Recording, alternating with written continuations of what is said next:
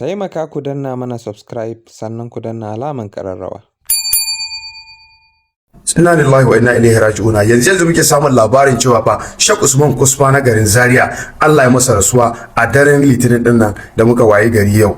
Kamar yadda rahotanni suke zuwa fa ɗaya daga cikin ƴaƴan marigayi Ibrahim Inyas ne ya tabbatar da rasuwar malamin, inda ya ƙara da cewa fa za a yi jana'izar sa yau Litinin wato 2 ga watan Fabrairu da muke ciki. In takaice muku ba iya wannan rahoton ba, jaridar TRT ma ta tabbatar da rasuwar tasa da inda suka wallafa ɗazu-ɗazun nan. Tabbas duniya ba matabbata ba ce, kowa ya zo ta haka zai koma. Ubangiji Allah ka ji kan dukkanin wani musulmi tun daga farkon duniya har zuwa yanzu. In ta mu ta zo, Ubangiji Allah ka sa mu cika da kyau da imani.